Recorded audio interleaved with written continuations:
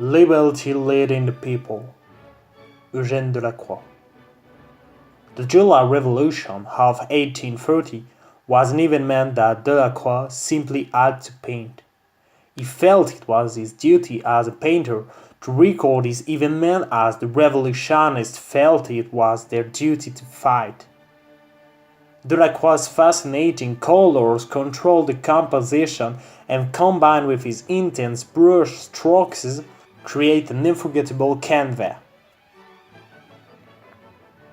The figure of the Liberty dominated the composition.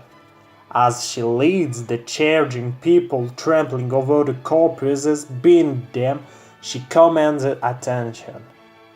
The brightly colored flag she handles forces the eyes directly to the center of the canvas. The red directional diagonal to half-naked corpses flow just over the revolutionists. The action is congested, mainly taking up the lower portion of the canvas with concentration spilling over to the center. The background and rightmost portion of the canvas remain mostly desolate, engulfed in the cloud and smoke of the cannon. Delacroix has created a pyramid structure with Liberty as the peak and the deaf soldier on the ground of the base. This seemingly unimportant and maybe unnoticed configuration provides balance to the dramatic and busy scene. This pyramid technique achieves a balance in this basic composition. Delacroix's use of color in this painting is certainly notable. The bright red, white and blue of the flag at the center of the canvas lead the eyes on a journey. Delacroix echoes this same color scheme just below the flag of the clothing of the man reaching for liberty.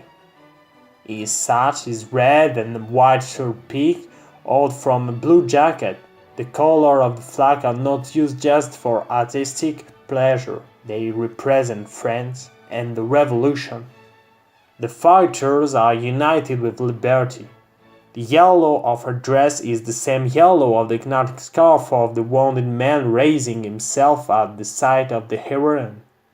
The red belt and peasant smoke represent the contemporary workers of Paris. The color of clothing also varies between the other characters in the painting. Differentiating between the people was important to emphasize that all classes and creeds combine in this revolution to achieve a common goal.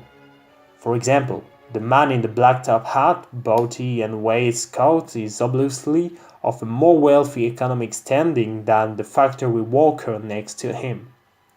Delacroix uses light, delicately and sometimes sparingly in this canvas, to illuminate the heroine, a halo from the smoke of the cannons and the sunlight from around Liberty's head emphasizing her power.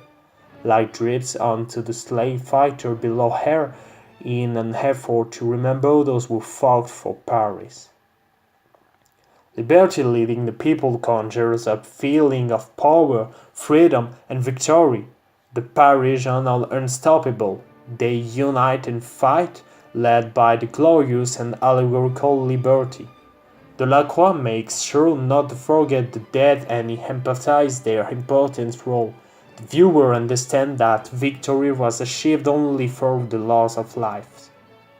The emotional rhythm of Delacroix's brush strokes seems to be central in his originality. In its diversity, one can see long and large continuous strokes as well as small divided independent ones.